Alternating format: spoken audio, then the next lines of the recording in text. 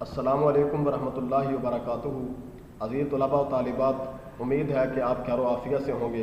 اللہ تعالیٰ آپ کو ہمیشہ خوش و خرم رکھے۔ آج ہم جماعت دہم کے نصاب میں موجود مضمون نویسی کے حوالے سے چند چیزیں سیکھنے کی کوشش کریں گے۔ سب سے پہلی بات کہ مضمون کتنے حصوں پر مشتمل ہوتا ہے۔ مضمون بنیادی طور پر 3 حصوں پر مشتمل ہوتا ہے۔ پہلا حصہ تعارفی ہوتا ہے، جس میں مضمون کے بارے میں بتایا جاتا ہے کہ یہ مضمون کیا ہے، اس میں کیا چیز بیان کی جا رہی ہے، یہ جو موضوع جس کا انتخاب کیا گیا ہے اس کی ضرورت و اہمیت کیا ہے۔ پھر اس کے بعد دوسرا حصہ نفس مضمون ہوتا ہے، جس میں اس موضوع کے متعلق حقائق کو بیان کیا جاتا ہے۔ اور تیسرا اور آخری حصہ اختتامیہ ہوتا ہے، جس میں نفس مضمون کا خلاصہ یا نچوڑ بیان کیا جاتا ہے اور جو مسائل بیان کیے گئے تھے نفس مضمون میں ان کا کوئی حل یا اس کا کوئی سد باب، اس کے حوالے سے تجاویز یا آراء دی جاتی ہیں۔ تو یہ 3 حصے ہوتے ہیں بنیادی طور پر مضمون کے، اور ان تینوں حصوں کی مزید وضاحت یہ ہے کہ مضمون کے تعارف میں ایسے جملوں کا استعمال کرنا چاہیے جس سے پڑھنے والا مضمون پڑھنے کی طرف راغب ہو، اس کی اٹریکشن، اس کی رغبت مضمون کی طرف بڑھے۔ پھر اسی طرح اپنے موضوع سے متعلق جب ہم نے بات کا آغاز کرنا ہے، کوئی اچھے سے اقوال، جملے یا شعر یعنی نثری حوالہ جات یا شعری حوالہ جات ذکر کرنے چاہیے، اور کوئی حیران کن حقائق بیان کرنے چاہیے جن کو پڑھنے والا پڑھنے کے بعد اس کے اندر یہ رغبت پیدا ہو کہ میں اس پورے مضمون کو پڑھوں اور یہ تاثیر مضمون کے اندر پیدا ہو جائے۔ پھر اس کے بعد نفس مضمون ہوتا ہے، جس میں بات کو آگے بڑھایا جاتا ہے اور اصل حقائق کو بیان کیا جاتا ہے۔ اس میں زیادہ سے زیادہ حوالے دینے چاہیے۔ حوالوں میں پھر نثری حوالہ جات ہوتے ہیں، شعری حوالہ جات ہوتے ہیں۔ نثری حوالہ جات میں قرآنی آیات ہوتی ہیں، نبی صلی اللہ علیہ وسلم کی حدیث ہوتی ہیں، اور اسلاف کے اقوال ہوتے ہیں، فلسفیوں مفکروں کے اقوال ہوتے ہیں، محاورہ جات ہوتے ہیں، اور اسی طرح مقولے ہوتے ہیں زبانوں کے اندر جو عام معروف ہوتے ہیں۔ ان سب کو جو وقتاً فوقتاً ذکر کرنا چاہیے، جس طرح کی آپ کی گراؤنڈ ہے، جس طرح کی آپ بات بیان کر رہے ہیں، اس کے مطابق جو آیت جو حدیث آپ کو یاد ہے، جو آپ نے یاد کی ہے، اس کو اس کے ساتھ نقل کریں اور پڑھنے والے کے لیے مفید معلومات فراہم کریں، تاکہ اس کو پڑھتے ہوئے دل اکتانے کے بجائے دل لگے اور اس کے اندر اثر انداز ہو، یہ چیز اس کے اوپر اثر انداز ہو، اور وہ اس کو پڑھ کر اپنے آپ میں بہتری لا سکے۔ اور پھر اس کو لکھنے کے انداز میں زیادہ سے زیادہ کوشش کریں کہ پیراگراف بنائیں، سرخیاں نہ ہوں، ہیڈنگ نہ ہوں، اور پیراگراف بنائے جائیں، اور پیراگراف کے شروع میں تھوڑا سا مارجن ابتدا کرتے ہوئے تھوڑا سا 1 انچ کے برابر آپ شروع سے چھوڑ کر لکھنا شروع کریں ہر نئے پیراگراف، تاکہ پتہ چلے یہاں سے ایک نیا پیرا شروع ہو رہا ہے۔ اور نیا پیرا آپ نے اس وقت شروع کرنا ہے جب آپ ایک نیا خیال دینے لگیں، جب آپ ایک خیال کو دوسرے خیال کے بعد بیان کرنے لگے ہیں۔ پہلا خیال بیان کیا، اس کو سارے ایک پیراگراف میں لائیں اور اس کے مطابق جو آپ کو کوٹیشن، جو اقتباس، جو نثری یا شعری حوالہ یاد ہے اسے نقل کریں۔ پھر نئے خیال کو دوسرے پیراگراف میں نقل کریں اور اس کے شروع میں تھوڑی سی جگہ چھوڑ دیں، تاکہ پتہ چلے کہ اب نیا خیال آ رہا ہے، اب نئی چیز بیان کی جا رہی ہے۔ اور تیسری اور آخری چیز جو مضمون کے اندر تیسرا حصہ ہوتا ہے وہ اس کا اختتامیہ ہوتا ہے۔ اس میں نفس مضمون کے آخری حصے میں بات کو پرزور طریقے سے آگے بڑھایا جاتا ہے، تاکہ پڑھنے والا قاری اس کے اوپر اچھا اثر ہو اس کا، اور اس میں نئی معلومات نہیں دی جاتی ہیں، بلکہ جو ہم نے پیچھے بیان کیا ہے اسی کو خلاصہ کہہ لیں یا نچوڑ کہہ لیں، اس کا بیان کیا جاتا ہے۔ اور پھر اس نچوڑ کے اندر آغاز کے ساتھ ربط قائم کیا جاتا ہے، جو ہم نے اوپر تعارف کروایا تھا، اس کی اہمیت بیان کی تھی۔ اب ہم اس کے اندر تجاویز دیں گے، آراء دیں گے کہ یہ چیزیں ہونی چاہیے۔ مثال کے طور پر شہری زندگی کے مسائل بیان کیے ہیں، وہ آپ کا نفس مضمون تھا، شروع میں آپ نے اس کی اہمیت بیان کی تھی۔ اب اختتامیہ میں آپ شہری زندگی کے مسائل کو حل کرنے کے حوالے سے تجاویز دے سکتے ہیں، اس کے حوالے سے سد باب پیش کر سکتے ہیں۔ اور مضمون شروع کرنے سے پہلے عمومی طور پر جو سکیچ جسے ہم بولتے ہیں خاکہ بنایا جاتا ہے. خاکہ آپ کو جیسے میں نے آپ کو شروع میں کہا کہ آپ نے پیراگراف بنانے ہیں تو اس کی سرخیاں نہیں لکھنی ہیں, ان کی ہیڈنگز نہیں لکھنی ہیں. تو ہیڈنگز نہیں لکھیں گے تو آپ کو پیراگراف یاد کرنے میں, ان کی ترتیب یاد رکھنے میں مشکل ہوگی, کیونکہ مضمون میں تسلسل بڑی اہمیت کا حامل ہے.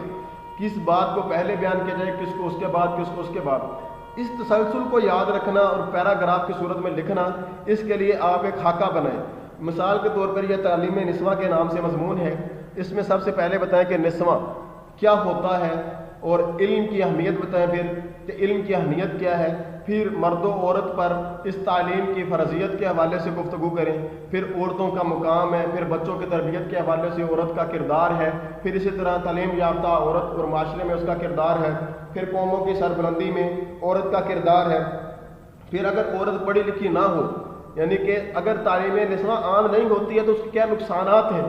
پھر تعلیم یافتہ عورت ہوتی ہے تو گھر کے اندر کس طرح کی صورتحال ہوتی ہے, ایک معاشرہ کیسے تشکیل پاتا ہے, اس کے فوائد لکھے تعلیم کے. پھر آخر میں اس کے حوالے سے مختصر خلاصہ ایک صفحے کا آپ لکھ سکتے ہیں 2 پیراگراف میں. تو یہ ایک پورا مضمون, ایک خاکہ ہم نے اس کا تیار کر لیا. اس کے 2 قسم کے فائدے ہو سکتے ہیں. ایک تو آپ کے لیے انفرادی فائدہ ہے کہ آپ اگر اس کو پہلے بنا لیتے ہیں تو خاکے کو بنانے کے بعد شروع میں اگر آپ اس کو نقل کر لیتے ہیں, لکھ لیتے ہیں, تو آپ کو آگے مضمون لکھنا آسان ہوگا. اور دوسرا فائدہ اس کا یہ ہوتا ہے کہ اگر آپ مثال کے طور پہ مضمون لکھ رہے ہیں اور آپ سے پیپر کی شیٹ چھین لی گئی ہے, وقت ختم ہو گیا ہے, یاد رکھیں کہ جب بھی آپ نے مضمون لکھنا ہے یہ پیپر کے اندر آخری سوال ہونا چاہیے آپ کا. یہ سب سے آخر میں مضمون لکھیں کیونکہ یہ بہت بڑا ہوتا ہے, طوالت اس کی بہت زیادہ ہوتی ہے. 40 منٹ کم از کم اس کو لکھنے کے لیے درکار ہوتے ہیں. تو اگر آپ اس کو آخر میں نہیں رکھیں گے, شروع میں لے آئیں گے, تو آپ کے بہت سارے سوال جو اتنے وقت میں ہو جانے تھے وہ رہ سکتے ہیں. اس لیے آپ اس کو آخر میں رکھیں گے. تو اگر تو آپ نے ٹائم مینج کر لیا, وقت کو مرتب کر لیا اور اسی کے مطابق اس کو اپنے جو مقرر کردہ وقت کے اندر مکمل کر لیا تو یہ تو بہت بہتر ہے.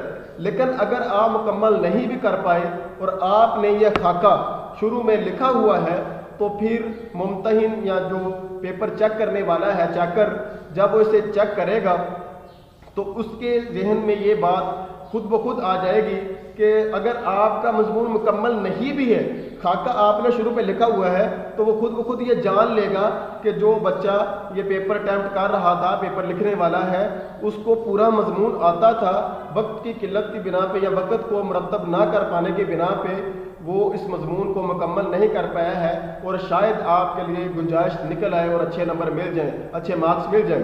لیکن اگر آپ اس مضمون کے خاکے کو نہیں لکھتے ہیں اور اس میں پھر آپ کو تسلسل کو یاد رکھنا بھی تھوڑا مشکل ہو جائے گا, اور آپ کو یہ دوسرا فائدہ جو میں نے ابھی بیان کیا ہے اس سے بھی آپ محروم ہو جائیں گے. لیکن اگر آپ سمجھتے ہیں کہ یہ ایسے شروع پہ لکھنا چونکہ اس کے کوئی نمبر نہیں ہے, یہ مضمون کا حصہ نہیں ہے, یہ تو ہم نے اپنے فائدوں کو ملحوظ رکھتے ہوئے لکھا ہے, تو اگر آپ اس کو نہیں لکھنا چاہتے تو آپ پیپر میں نہ لکھیں, علیحدہ کسی جگہ پہ یا کسی کاغذ پہ لکھ دیں یا کسی رف کاغذ پہ لکھ لیں, تاکہ آپ کے لیے اس کو یاد کرنا, یعنی کہ مضمون لکھتے ہوئے اس کی ترتیب کو یاد رکھنا اور اس کو تسلسل کے ساتھ چلانا آپ کے لیے آسان ہو. اب ہم ذرا اس کو ایک مثال سے سمجھنے کی کوشش کرتے ہیں. ایک جو پیپر کا حصہ میں نے کچھ اس کی تصویریں بنائی ہیں, سکین کی ہیں, جو ایک بچے نے ریسنٹلی جو مجھے پیپر دیا ہے اس کے اندر اس نے وقت کی پابندی کے حوالے سے ایک مضمون لکھا ہے. تو دیکھیں اس نے شروع میں وقت کا جو وقت کی پابندی کا اس موضوع کا تعارف کروایا ہے 2 پیروں کے اندر, اور بہت خوب تعارف کروایا ہے. پھر اس میں اس نے دیکھیں کہ ہر پیرے کے بعد ایک شعر لکھا ہے, ایک شعری حوالہ دیا ہے, شعری اقتباس ذکر کیا ہے جو اس بالکل پیراگراف کے عین مطابق ہے جو پیچھے بیان کیا گیا ہے. اور اس کے ساتھ ساتھ انہوں نے ہر وہ چیز جو اس میں اہمیت کی حامل ہے, جو معروف ہے, جو ایک اپنی شہرت رکھتی ہے, وہ کسی شخص کا نام ہے, وہ کسی جگہ کا نام ہے, یا وہ کسی بھی مشہور چیز کا نام ہے, تو اس کو انہوں نے ہائی لائٹ کیا ہے. تو آپ اس طرح جس طرح یہ دیکھیں مولانا حالی کا نام ہائی لائٹ کیا گیا ہے, اسی طرح جو بھی نام جو بھی چیز مشہور ذکر ہو, قابل ذکر ہو, اس کو آپ ہائی لائٹ کریں گے. اور اسی طرح پھر آپ آگے دیکھیے کہ اس میں مضمون میں یہ آخری جو پیراگراف بیان کیا گیا ہے صفحے پر, اس میں انہوں نے لکھا ہے وقت اور انسانی زندگی میں گہرا تعلق ہوتا ہے. جب تک انسانی زندگی ہے تب تک انسان کے پاس وقت ہی وقت ہے. جیسے ہی اس کی زندگی کا جو وقت ختم ہو جاتا ہے تو وقت کی بھی اس کے لیے شام ہو جاتی ہے, صبح ہوتی ہے, شام ہوتی ہے, زندگی یوں ہی تمام ہوتی ہے. یعنی دیکھیے جس طرح پیچھے پیراگراف بیان کیا گیا ہے اسی طرح کا اقتباس آگے نقل کیا گیا ہے.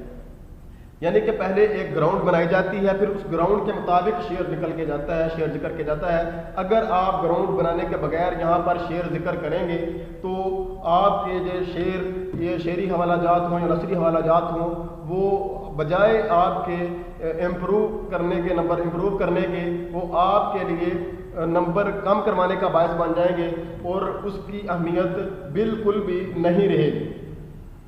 اور اسی طرح اگلا پیرا دیکھیے, وقت کی گھڑی پر چلنے والی ٹک ٹک محض ایک آواز ہی نہیں ہے جو تھوڑی دیر بعد تحلیل ہو جائے گی, بلکہ یہ زندگی کو کاٹنے والی ایک ظالم تلوار بھی ہے. یعنی کہ اس نے گھڑی کے اندر جو سوئی گھوم رہی ہے اس سوئی کو تشبیہ دی ہے ایک تلوار کے ساتھ.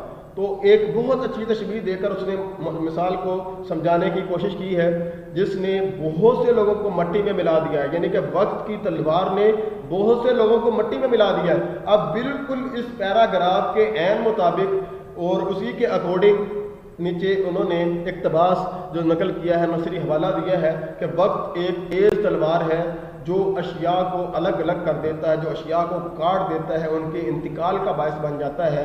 یہ امام شافعی رحمۃ اللہ علیہ کا قول ہے. تو یہ مقولہ ذکر کرتے وقت انہوں نے دیکھیں ایک فرق کیا ہے. پہلی بات تو یہ کہ انہوں نے پورا جو پیچھے جملہ بیان ہوا, جو پیچھے پیراگراف بیان ہوا, اسی کے مطابق یہ کوٹیشن نقل کی. دوسرا فرق اس میں یہ دیکھیں کہ یہ شعر کے آغاز میں انہوں نے شعری علامت ذکر کی ہے, جبکہ اس کو نثری اقتباس کو, نثری حوالے کو ذکر کرتے وقت انہوں نے انورٹیڈ کوماس, کوموں کے درمیان اس کو نقل کیا ہے اور خوبصورتی کے لیے اس کے دائیں بائیں دونوں جانبین میں لائن لگا دی ہے جس سے اس کی خوبصورتی میں اضافہ ہو رہا ہے. نیچے آپ دیکھیں سورج, چاند, ستارے وغیرہ یہاں پہ ہائی لائٹ کیے گئے ہیں, یہ بھی خوبصورتی کا باعث ہے اور اٹریکشن کا باعث ہے. اور اسی طرح ہم اگلے صفحات کو دیکھتے ہیں تو اس میں بھی انہوں نے ان ساری چیزوں کو ملحوظ رکھا ہے. حضرت عمر فاروق رضی اللہ تعالیٰ عنہ کا نام ہے, اس کو بھی ہائی لائٹ کیا گیا ہے اور یہ نیچے کوٹیشن ذکر کی گئی ہے, اس کو بھی انورٹیڈ کوماس ذکر کیا گیا ہے. اور آیت لکھی ہے, آیت کو لکھتے وقت آپ نے بالخصوص اس چیز کی طرف دھیان دینا ہے کہ اعراب نہیں لگانا ہے. اگر آپ اعراب لگائیں گے تو اعراب لگانے میں آپ بہت زیادہ غلطیاں کر جاتے ہیں تو اس کا نقصان یہ ہوتا ہے کہ آپ کے نمبر کٹ جاتے ہیں. آپ بالکل بھی اعراب نہیں لگائیں گے. اگر صرف آپ ترجمہ لکھنا چاہیں تو وہ بھی کفایت کر جائے گا, لیکن آیت لکھیں تو اس پر اعراب نہ لگائیں. اور یہاں پر ایک غلطی مجھے نظر آ رہی ہے کہ یہ لکھا ہے کہ جیسا کہ ایک انگریزی مقولہ ہے, تو انگریزی مقولہ لکھنے کے بعد اس نے نیچے اس کا ترجمہ لکھ دیا ہے, یہ غلط ہے. اگر آپ اسی طرح لکھیں گے انگریزی مقولہ ہے تو آپ کو اس کی انگریزی ہی نیچے لکھنی پڑے گی, ورنہ آپ لکھ دیں کہ انگریزی مقولے کا ترجمہ ہے. تو اس میں آپ کو ایسے اگر آپ لکھیں گے کسی بھی زبان کا کوئی مقولہ لکھیں گے, محاورہ لکھیں گے, تو بہتر یہی ہوتا ہے کہ اسے اسی زبان میں لکھا جائے. فارسی زبان کا مقولہ ہے تو اس کو اسی زبان میں لکھا جائے, عربی کا ہے عربی میں لکھا جائے, یا انگریزی کا ہے تو اس کو انگریزی میں لکھا جائے. اور اسی طرح اگر آپ کسی زبان کا لفظ استعمال کرتے ہیں, کوشش یہی کرنی چاہیے کہ زیادہ سے زیادہ لفظ یا بلکہ سارے لفظ ہی اردو کے ہوں. لیکن اگر کسی اور زبان کا لفظ مضمون کے اندر استعمال کرتے ہیں تو اس کو بریکٹ کے اندر اس زبان میں بھی لکھ دیں. مثال کے طور پہ اگر آپ نے گلاس کا لفظ استعمال کیا یا اس طرح جو اردو کا لفظ یا اردو میں مستعمل نہیں ہے بلکہ کسی اور زبان میں استعمال ہوتا ہے تو آپ پریزنٹیشن لکھ رہے ہیں. مثال کے طور پر آپ نے لفظ لکھا پریزنٹیشن, یہ اردو میں استعمال ہونے والا لفظ نہیں ہے, انگلش کا لفظ ہے, انگریزی کا لفظ ہے. تو جب آپ پریزنٹیشن کا لفظ اردو کے مضمون میں لکھیں گے, ساتھ آپ دونوں طرف بریکٹ لگا کے انگلش میں بھی ساتھ لکھ دیں گے تاکہ بات اچھے طریقے سے واضح ہو جائے. تو اس میں آپ نے 6 صفحات कम अज़ कम, ये इससे भी आगे इन्होंने लिखा हुआ है, लेकिन मैंने 6 صفحات ही जो यहाँ पे स्कैन किए थे तो वो मैंने यहाँ पे आपको दिखा दिए हैं। तो 6 صفحات कम अज़ कम आपके मज़मून के होने चाहिए, जिनमें एक सफ़ा जो है वो कम अज़ कम तारुफ़ का हो और एक सफ़ा जो है वो इख्तितामिया का, और 4 सफ़े जो हैं वो आपके होने चाहिए नफ्स मज़मून के, जिसमें मज़मून के हवाले से बहस की जाए।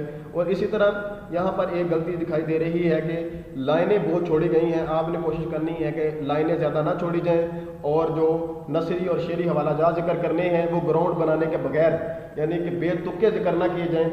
बेतुके जिक्र किए जाएंगे तो वो आपके नंबर बढ़ाने के बजाय नंबर कटवाने का बायस बन जाएंगे। और इसी तरह पैराग्राफ के शुरू में ये जो थोड़ा सा मार्जिन या थोड़ी सी जगह छोड़ी गई है, तो ये इसने बहुत ज़्यादा छोड़ दी है। आप इससे कम कर लें तो शुरू पैराग्राफ जब आप करेंगे, जब नया ख्याल देने की कोशिश करेंगे, नई बात बयान करने की कोशिश करेंगे, तो फ़र्क करने के लिए शुरू में थोड़ी सी जगह हम छोड़ेंगे। इसी तरह आप देखें कि ये वक्त की पाबंदी जो लिखा हुआ है लफ्ज़, वक्त की पाबंदी ये 605 मार्कर के साथ लिखेंगे। और ये जो जितने भी हवाला जात वगैरह आपने लिखने हैं, ये आप बगैर टक के मार्कर के साथ भी लिख सकते हैं, और अगर आप टक वाला मार्कर इस्तेमाल करना भी चाहते हैं तो फिर उसके साथ आप 604 मार्कर इस्तेमाल करेंगे इस काम के लिए। और इसी तरह जब आपने मजमून लिखना है, मजमून लिखते वक्त आप रमूज़ औकाफ का ख़ास तौर पर ख्याल रखेंगे कि तफसीलिया कहाँ पे लगाया जाता है। जब किसी बात को तफसील के साथ आगे बयान करना हो, पीछे उसका इख्तिसार बयान किया गया हो, तो इस तरह इस्तेजाबिया जहाँ पर ताज्जुब की बात होने लगी है तो वहाँ पे इस्तेजाबिया बयान करना है, और जहाँ पर एक बात की तौज़ीह होने लगी है वहाँ पे क्या करना है, जहाँ पे सवाल है वहाँ पे सवालिया अंदाज़ कैसे बनाना है, सवालिया अलामत कैसे लगानी है, यानी कि जो रमूज़ व औकाफ इस्तेमाल करने हैं उनका भी ख़ुसूसी ख्याल रखना है। और इसी तरह जब आपने किसी भी मौके पर यहाँ पे अल्फाज का इस्तेमाल करना है, फ़क़रात का इस्तेमाल करना है या जुमलों का इस्तेमाल करना है, उनका तकरार ना होने पाए, बार बार एक ही लफ्ज़ या बार बार एक ही जुमला या एक ही फ़क़रा बयान ना हो। इसी तरह जुमले सादा हों, मुख्तसर हों, लेकिन अदबियत से भरपूर हों। जब आप अदबियत से खाली कोरी उर्दू लिखेंगे जो हमारी ज़ुबान ज़द आम होती है या जो हम आपस में अमूमी तौर पर बोलते रहते हैं, तो उस उर्दू में और अदबी उर्दू में खासा फ़र्क होता है। तो जो चेक करने वाला है उसे इस फ़र्क की समझ आ जाती है कि ये बच्चे ने याद नहीं किए हैं, इसने उर्दू ज़ुबान का अदब अपनी ज़ुबान में महफूज नहीं किया है, बल्कि इसने अपनी ही ज़ुबान से या अपनी ही तरफ से ये मज़मून लिख दिया है। तो इसलिए आप कोशिश करें कि ज़्यादा से ज़्यादा अदबी अल्फाज का ज़ख़ीरा याद करें। और अदबी अल्फाज का ज़ख़ीरा याद करने के लिए आपके पास जो सबसे बेहतरीन तरीका है वो यही है कि आप किसी की बुक खुलासे से इसके हवाले से मवाद लें, पैराग्राफ किसी खुलासे से लें जिसमें शरह समाया बहुत अच्छा खुलासा है, जिसमें इसके हवाले से अच्छा मवाद दिया गया है। और इसी तरह यूनिक वालों का भी अच्छा है, उसमें बहुत अच्छे इक़्तिबासात नसरी हवाला जात, शेरी हवाला जात ज़िक्र किए गए हैं। और इसी तरह मज़मून लिखते वक्त एक बहुत मैटर करने वाली चीज़, बहुत ज़्यादा मैटर करती है, वो है लिखाई, खुशखती। आप जितनी खूबसूरती के साथ लिखेंगे उतना पढ़ने वाला अट्रैक्ट होगा, मुतासर होगा, उसकी रग़बत बढ़ेगी। और अगर आपने इसको बिल्कुल भी खूबसूरती के साथ नहीं लिखा है तो पढ़ने वाला इतनी दिल लगी से नहीं पढ़ेगा, और उसकी लगन जब कम होगी तो उसके तासीर भी कम होगी। जब तासीर कम होगी तो आपको मार्क्स नंबरात कम मिलेंगे। तो ये सारी चीज़ें हैं जो मैंने अभी आपको बयान की हैं, ये मज़मून नवीसी के हवाले से बड़ी अहमियत की हामिल है। तो आप अहबाब से गुजारिश है कि आप इन सारी चीज़ों को अपने मज़मून नवीसी में जब भी आप मज़मून लिखें इनको अपनाने की कोशिश करें। तो अल्लाह तबारक व तआला से दुआ है कि अल्लाह तबारक व तआला हमारा हामी व नासिर हो। अस्सलामु अलैकुम। अब हम इल्मुल बयान और शेर और इससे मुतल्लिका इस्तिलाहात के हवाले से जानने की कोशिश करते हैं। सबसे पहले हम ये जानते हैं कि शेर किसे कहते हैं। शेर मौज़ू और पुरतरन्नुम अल्फाज में दिली जज्बात के इजहार का नाम है। मौज़ू से मुराद ऐसे अल्फाज जो एक वज़न में या एक बहर में बयान किए जा रहे हैं, और पुरतरन्नुम यानी एक लय में पढ़े जाने वाले अल्फाज जिनमें दिली जज्बात का इजहार किया जा रहा है। یا پھر اس کی تعریف کچھ یوں ہو سکتی ہے کہ مقررہ وزن اور بحر میں لکھی ہوئی تحریر شعر کہلاتی ہے، جبکہ ایسی تحریر جو مقررہ وزن میں اور بحر میں نہ ہو اس کو ہم نثر بولتے ہیں۔ دوسری چیز مصرع کسے کہتے ہیں؟ شعر کی سطر مصرع کہلاتی ہے، یعنی کہ ایک لائن شعر کی جو ہے وہ مصرع کہلائے گی۔ ایک شعر میں کم از کم 2 مصرے ہوتے ہیں، پہلے مصرے کو مصرع اولا اور دوسرے کو مصرع ثانی کہتے ہیں۔ بند کسے کہتے ہیں؟ بند بھی شعر کی طرح مصروں کا مجموعہ ہوتا ہے، لیکن شعر میں اور بند میں فرق یہ ہے کہ بند ایک پابند نظم ہوتا ہے جس میں ایک طرز کا مصرع ہو یا ایک مصرع ایسا ہو جس میں قوافی دہرائے گئے ہوں اور پوری نظم میں اس کا التزام کیا گیا ہو، اور پوری نظم میں اسی قوافی کے دہرائے جانے کو لازمی پکڑا گیا ہو کہ انہی قوافی کی پابندی کی جائے گی، انہی کو دہرایا جائے گا۔ تو مزید ہم آگے پڑھتے ہیں، قافیہ کسے کہتے ہیں؟ قافیہ سے مراد شعر کے آخر میں آنے والے ہم آواز الفاظ ہیں۔ قافیہ شعر کے ساتھ ساتھ بدلتا رہتا ہے، ردیف قافیے کے بعد آتا ہے اور وہ تمام مصروں میں یکساں رہتا ہے۔ مثال کے طور پہ ہم ایک شعر دیکھتے ہیں، ہستی اپنی حباب کیسی ہے، یہ نمائش سراب کیسی ہے۔ اب اس میں حباب اور سراب کا جو لفظ ہے یہ ہم آواز ہے۔ اسی طرح گلاب، حباب، سراب، شراب یہ سب لفظ ہم آواز ہیں اور یہ ردیف سے پہلے استعمال ہوتے ہیں، جبکہ ردیف کہتے ہیں وہ لفظ یا الفاظ کا مجموعہ جو قافیے کے بعد بار بار استعمال ہو اور بالکل یکساں ہو، ان میں الفاظ کی حروف کی تبدیلی نہ ہو۔ ردیف کا ہر مصرے میں ہونا لازم نہیں ہے، عام طور پر یہ غزل کے اشعار میں دوسرے مصرے میں دہرائے جاتے ہیں۔ ہستی اپنی حباب کیسی ہے، یہ نمائش سراب کیسی ہے۔ حباب اور سراب کے بعد جو لفظ کیسی ہے استعمال ہو رہا ہے یہ ردیف ہے، یہ ہر مصرے میں استعمال نہیں ہوگا بلکہ عمومی طور پر دوسرے مصرے میں ہوتا ہے۔ جیسے ہم اس سے اگلا شعر پڑھتے ہیں، نازکی اس کے لب کی کیا کہیے، پنکھڑی ایک گلاب کیسی ہے، یعنی کہ دوسرے شعر کے پہلے مصرے میں کیسی ہے کا لفظ استعمال نہیں ہوا ہے، کسی ہے کے الفاظ استعمال نہیں ہوئے ہیں، جبکہ دوسرے مصرے میں استعمال ہوئے ہیں تو ان کو ہم ردیف بولتے ہیں۔ مطلع، مطلع کے معنی طلوع ہونے کے ہیں۔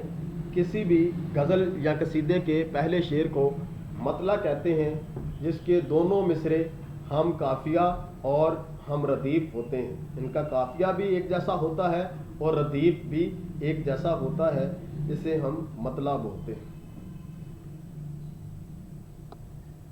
مقطع، مقطع کے معنی ہوتے ہیں قطع کر دینا، توڑ دینا کسی چیز کو۔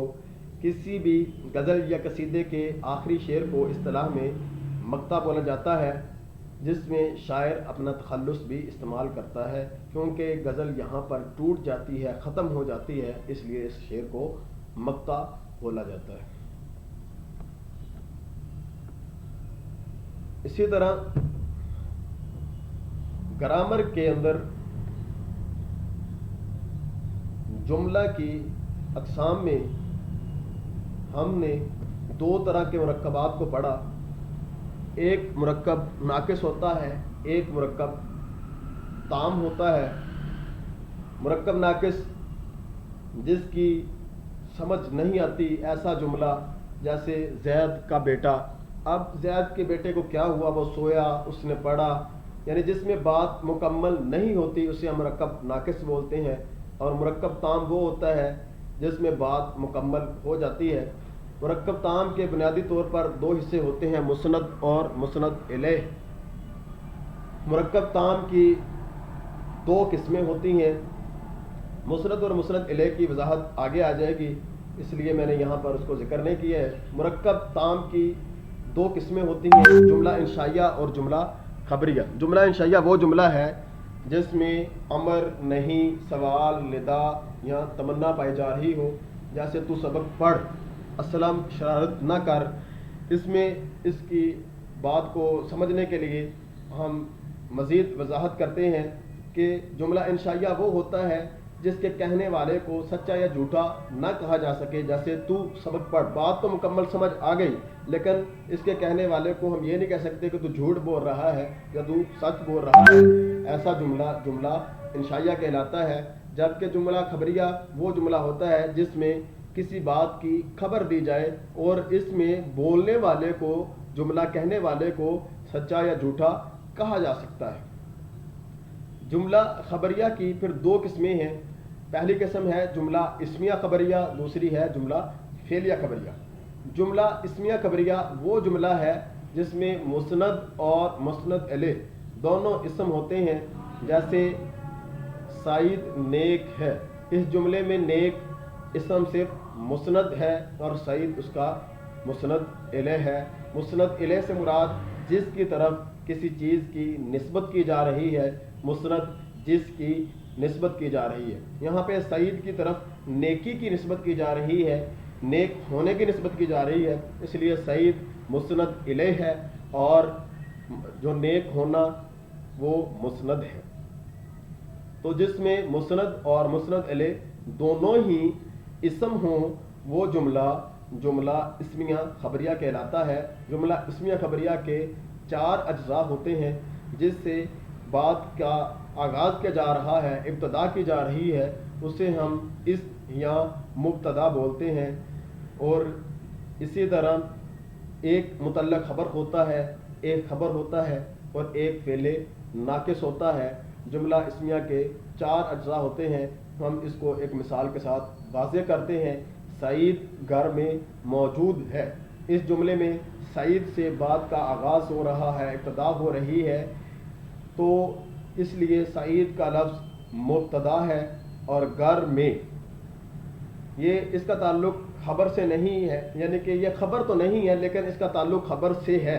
اس وجہ سے اس کو ہم متعلق خبر بولتے ہیں اور موجود ہونا یہ خبر ہے، تو اس لیے ہم اس کو خبر کہیں گے. اصل بات جو بیان کی جا رہی ہے جملہ اسمیہ میں بنیادی طور پر 2 ہی چیزیں ہوتی ہیں، ایک جو مسند الیہ اور دوسرا مسند. ایک وہ چیز جو جس کے بارے میں خبر دی جا رہی ہے اسے ہم مسند الیہ کہہ دیں گے، دوسری وہ چیز جو خبر دی جا رہی ہے اسے ہم خبر کہہ دیں گے. اور کچھ چیزیں ان کی موافقت کے لیے یا ان کی وضاحت کے لیے استعمال ہوتی ہیں. جیسے اس جملے میں گھر میں استعمال ہوا ہے تو یہ اس خبر کو واضح کرنے کے لیے، اس کی وضاحت کرنے کے لیے استعمال ہوا ہے، اس لیے ہم اس کو متعلق خبر کہیں گے. اور ہے چونکہ ایک فعل کا کردار ادا کر رہا ہے، ایک کام کا کردار ادا کر رہا ہے، لیکن یہ کام کا کردار مکمل طور پر ادا نہیں کر پا رہا، اس لیے ہم اس کو فعل ناقص کہیں گے. سعید گھر میں موجود ہے. سعید اس میں مبتدا ہوگا، گھر میں متعلق خبر ہوگا، موجود خبر ہوگا اور ہے کا لفظ اس میں فعل ناقص ہوگا. جملہ خبریہ کی دوسری قسم ہے جملہ فعلیہ خبریہ. وہ جملہ جس میں مسند فعل ہو اور مسند الیہ اسم ہو. یاد رکھیں جملہ خبریہ کی دونوں قسموں میں مسند الیہ جس کی طرف نسبت کی جا رہی ہے وہ ہمیشہ اسم ہوگا، جبکہ مسند جملہ اسمیہ میں اسم ہوگا، جبکہ جملہ فعلیہ میں مسند فعل ہوگا. جیسے اسلم نے قلم سے خط لکھا. اس جملے میں لکھا جو مسند استعمال ہوا ہے یہ فعل ہے. فعل کی بنیادی طور پر جو علامت ہے اس میں زمانہ پایا جاتا ہے، جبکہ اسم جو ہوتا ہے اس میں زمانہ نہیں پایا جاتا. تو یہاں پر لکھا اس میں ماضی کا زمانہ پایا جا رہا ہے، اس لیے یہ فعل ہے. اور جس جملے میں مسند فعل آ جائے اس کو ہم جملہ فعلیہ خبریہ کہتے ہیں. جملہ فعلیہ کے بھی 4 اجزاء ہیں. پہلا فعل جو کام کیا جا رہا ہے، دوسرا فاعل جو کام کرنے والا ہے، تیسرا مفعول جس پر کام واقع ہو رہا ہے، چوتھا متعلق فعل جس کے ذریعے سے یا جس کی معاونت سے فعل کو سر انجام دیا جا رہا ہے. جیسے اسلم نے قلم سے خط لکھا، اس جملے میں لکھا فعل ہے، اسلم فاعل ہے اور خط مفعول ہے، جس کے ساتھ لکھا جا رہا وہ قلم متعلق فعل ہے، یعنی اسلم کام کرنے والا فاعل ہوگا، قلم جس کے ساتھ کیا جا رہا ہے وہ متعلق فعل ہوگا، اور خط جس کو لکھا جا رہا ہے وہ مفعول ہوگا، اور لکھا جو کہ کام ہے وہ فعل ہوگا۔ جملہ فعلیہ کے ٹوٹل 4 اجزاء ہوئے۔ تو اس طرح ایسا جملہ جس کے اندر مسند فعل ہو اور مسند الیہ اسم ہو، ایسے جملے کو جملہ فعلیہ کہتے ہیں۔ اب ہم نے پڑھنا ہے کہ تشبیہ کسے کہتے ہیں، تو ہم اس کی مثالیں دیکھتے ہیں تاکہ بات کو اچھے طریقے سے سمجھ سکیں۔ زید حاتم کی طرح سخی، بکر شیر جیسا بہادر، شمیم کا طوطی کی طرح رٹنا، مجید کوے کی طرح سیانہ۔ یہاں پہ زید کو حاتم، بکر کو شیر، شمیم کو طوطا اور مجید کو کوا کہا گیا ہے۔ زید بڑا سخی ہے اور حاتم بہت بڑا سخی تھا، اس کی سخاوت بہت مشہور تھی۔ زید کی سخاوت سمجھانے یا اس کی بڑائی واضح کرنے کے لیے حاتم سے مشابہ بتایا گیا۔ اس عمل کو تشبیہ کہتے ہیں، جس کی یعنی کسی ایک چیز کو کسی مشترک خوبی یا برائی کی وجہ سے کسی دوسری چیز جیسا قرار دینا تشبیہ کہلاتا ہے۔ مشترکہ خوبی یا وصف کی بنا پہ یا برائی کی بنا پہ ایک چیز کو دوسری چیز جیسا قرار دینا تشبیہ کہلاتا ہے۔ آپ نے دیکھا کہ سخاوت کی وجہ سے زید کو حاتم قرار دیا گیا، اسی طرح شیر بڑا دلیر اور بہادر ہوتا ہے، بکر کی بہادری کی وجہ سے اسے ہم نے شیر کہہ دیا۔ 4 ارکان ہیں، پہلا رکن مشبہ، دوسرا مشبہ بہی، تیسرا وجہ شبہ اور چوتھا ہے حرف تشبیہ۔ ہم ایک مثال جو اوپر پڑھ کر آئے ہیں، زید حاتم طائی کی طرح سخی ہے، تو اس میں جس چیز کی تشبیہ دی جا رہی ہے، جسے ہم تشبیہ دے رہے ہیں وہ زید ہے، تو زید مشبہ ہوگا جس کی ہم تشبیہ دے رہے ہیں، اور حاتم اس میں مشبہ بہی ہوگا جس کے ساتھ ہم تشبیہ دے رہے ہیں۔ جس سے ہم تشبیہ دیں وہ مشبہ بہی، اور جس کو دیں وہ مشبہ، اور وجہ شبہ جو ان دونوں میں صفت خوبی خامی مشترک ہے اس کو ہم وجہ شبہ بولتے ہیں۔ جیسے یہاں پہ سخاوت کی خوبی جو ہے وہ دونوں میں مشترک ہے، تو اس لیے ہم اس کو وجہ شبہ قرار دیں گے سخاوت کو۔ اسی اور آخری چیز اس میں ہے حرف تشبیہ، وہ کلمہ یا کلمے جو مشبہ اور مشبہ بہی کو ملانے کے لیے استعمال ہوتے ہیں، جیسے مانند، جیسا، کی طرح، مثل، یہ سب کے سب حرف تشبیہ ہیں۔ اب ایک اور مثال سے بات کو واضح کرتے ہیں۔ بچہ چاند جیسا خوبصورت ہے، اس فقرے میں بچہ مشبہ ہوگا کیونکہ اس کی تشبیہ دی جا رہی ہے، چاند مشبہ بہی ہوگا کیونکہ چاند کے ساتھ تشبیہ دی جا رہی ہے، اور جیسا حرف تشبیہ ہے کیونکہ یہ ایسا حرف ہے جو تشبیہ دینے کے لیے استعمال کیا جا رہا ہے، اور دونوں میں خوبصورتی مشترک وصف ہے، بچے میں اور چاند میں، اس لیے اس کو ہم وجہ شبہ قرار دیں گے۔ اب ہم علم البیان سے دوسری چیز استعارہ کو پڑھیں گے۔ کسی ایک چیز کو کسی مشترکہ خوبی، برائی یا نقص کی وجہ سے بعین ہی دوسری چیز قرار دینا۔ وہاں پہ تشبیہ میں ہم اس کی مانند قرار دیتے تھے، یہاں پہ بعین ہی وہی چیز قرار دے دیں گے۔ جیسے ماں کہتی ہے میرا چاند آیا، یہ نہیں کہ میرا حسن چاند جیسا آیا، چاند جیسا میرا حسن آیا، یعنی کہ مانند نہیں قرار دیا جائے گا بلکہ بعین ہی وہی چیز قرار دی جائے تو وہ استعارہ ہوگا۔ اگر مانند، جیسا، مثل، کی طرح قرار دیا جائے گا تو وہ تشبیہ ہوگی۔ تو اس کے بھی 3 ارکان ہوتے ہیں استعارے کے۔ پہلا رکن ہوتا ہے مستعار لہو، جس کے لیے استعارہ کیا جائے، جس کے لیے کوئی لفظ ادھار پکڑا جائے، ہر مستعار منہ، جس سے کوئی چیز ادھار پکڑی جائے تو وہ مستعار منہ ہوتا ہے۔ جیسے اوپر ہم نے جو مثال پڑھی اس سے بات کو ہم سمجھتے ہیں۔ ماں کہتی ہے میرا چاند آیا، اب چاند کا لفظ بیٹے کے لیے استعمال کیا گیا ہے تو بیٹا یہاں پہ مستعار لہو ہے، اور چاند سے یہ لفظ ادھار لیا گیا ہے تو چاند یہاں پر مستعار منہ ہے۔ اور وجہ جامع جو مستعار لہو اور مستعار منہ میں پائے جانے والے مشترکہ خوبصورتی ہے، تو اس خوبصورتی کو ہم وجہ جامع کہیں گے. یہ تیسرا رکن ہے استعارے کا. اب ہم مجاز مرسل پڑھیں گے. تو مجاز مرسل ایسا لفظ ہے جس کے مجازی معنی مراد ہوتے ہیں مگر حقیقی اور مرادی معنوں میں تشبیہ کا تعلق نہیں ہوتا. جیسے ہم دیکھتے ہیں، مثال سے بات کو واضح کرتے ہیں. رستم سہراب کا باب تھا. رستم نے لاہور میں انتقال کیا. اب دیکھیں کہ یہاں پہ جو رستم لفظ استعمال ہوا ہے، پہلے جملے میں وہ اپنے حقیقی معنوں میں استعمال ہوا ہے، جبکہ دوسرے جملے میں وہ مرادی معنی میں استعمال ہوا ہے، مجازی معنی میں استعمال ہوا ہے. دوسرے جملے میں جو رستم استعمال ہوا ہے وہ مجاز مرسل ہے. تو رستم اصل میں ایران کا پہلوان تھا، جوزال کا بیٹا اور سہراب کا باپ تھا. تو یہ اصل معنی میں اگر استعمال کیا جائے تو یہ پہلے جملے میں استعمال ہوا ہے، جبکہ دوسرے جملے میں جو استعمال ہوا ہے یہ بہت بہادر آدمی کے لیے استعمال ہوا ہے. ایسا بہادر جس کے مقابلے میں کوئی ٹھہر نہ سکے، ورنہ رستم کا انتقال لاہور میں نہیں ہوا. اگر کوئی بہت بہادر آدمی انتقال کر گیا لاہور میں تو ہم نے اس کے لیے لفظ بول دیا. اسی طرح چڑیا گھر میں شیر بھی ہے. یہاں پر شیر کا لفظ اپنے حقیقی معنی میں استعمال ہو رہا ہے، اور دوسرے جملے میں شیر کا تیور دیکھا تو سب ڈر گئے. یہاں پر ایک بہادر آدمی کے لیے شیر کا لفظ بولا گیا ہے کہ اس کا تیور دیکھنے کے بعد سب آدمی ڈر گئے. اسی طرح گدھے کا لفظ یہ ایک مضبوط اور جفاکش چوپائے کے لیے استعمال کیا جاتا ہے، اور کبھی کبھی گدھے کا لفظ کسی بیوقوف آدمی کے لیے بھی استعمال کر لیا جاتا ہے. تو یہ بیوقوف آدمی کے لیے گدھے کا لفظ استعمال کرنا مجاز ہوگا. یہاں پر تشبیہ کا تعلق نہیں ہے بلکہ مرادی معنی میں استعمال کیا جا رہا ہے، اس لیے اس کو ہم مجاز مرسل بولیں گے. اب ہم پڑھیں گے کنایا.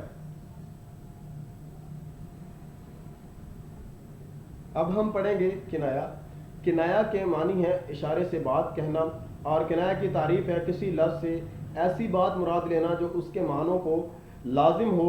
مثلا شتر بے مہار. تو شتر بے مہار ایسے اونٹ کو کہا جاتا ہے. شتر کا مطلب ہوتا ہے اونٹ، مہار کا مطلب ہوتا ہے نکیل. ایسا اونٹ جو بغیر نکیل والا ہے، جس کی نکیل نہیں ڈالی گئی ہے، تو اس اونٹ کو شتر بے مہار کہا جاتا ہے. تو وہ اونٹ جس کو نکیل نہ ڈالی ہو، وہ چونکہ بہت زیادہ بلبلاتا ہے، بہت زیادہ شور کرتا ہے. اسی طرح ہم اس شخص کے لیے بھی یہ لفظ بول دیتے ہیں جو بہت زیادہ زبان دراز ہو، کیونکہ شتر بے مہار کے اندر یہ معنی بذات خود پائے جا رہے ہیں. اس طرح پیٹ کا ہلکا ہونا، یہ اس شخص کے لیے ہم لفظ بول دیتے ہیں جو راز کی بات کو سنبھالنے والا نہ ہو بلکہ آگے بیان کر دینے والا ہو. کیونکہ پیٹ کے ہلکے ہونے سے مراد اس میں کوئی چیز نہیں ٹھہر سکتی ہے. اسی طرح راز بھی ایسے شخص کو نہیں بتایا جا سکتا جو راز کو ظاہر کر دینے والا ہو. تو اگر کوئی راز کو ظاہر کر دینے والا ہے تو ہم اس کے کہیں گے یہ پیٹ کا ہلکا ہے، اس کے پیٹ میں کوئی بات نہیں رہ سکتی ہے. تو شتر بے مہار کا معنی ہے وہ اونٹ جس کی نکیل نہ ہو. دوسرے مرکب کا معنی ہے پتلے اور ہلکے پیٹ والا آدمی. لیکن جب ان کلمات سے ایسے معنی مراد لیے جائیں جو ان کے اصلی معنوں کے لیے لازمی یا صفاتی ہیں تو اس لفظ یا کلمے یا مرکب کو کنایا کہیں گے. جب اونٹ کے نکیل نہ ہوگی تو لازماً وہ بلبلاتا پھرے گا. ہلکے پیٹ کی لازمی صفت یہ ہوگی کہ کوئی چیز اس میں نہ ٹھہرے گی. علم بیان کی یہ بہت اچھی صفت ہے جس سے بیان میں لطف پیدا ہوتا ہے اور بات واضح طور پر بیان بھی نہیں ہوتی ہے. تو اس طرح بیان کو یا اپنی گفتگو کو یا اپنے کلام کو اچھے طریقے سے بیان کرنے کے لیے، واضح کرنے کے لیے، ظاہر کرنے کے لیے اور اس کا اظہار کرنے کے لیے یہ علم البیان کا استعمال کیا جاتا ہے. تو انشاءاللہ باقی گفتگو گرامر کے حوالے سے اور دیگر موضوعات کے حوالے سے آئندہ سبق میں ہوگی. تب تک کے لیے اللہ حافظ.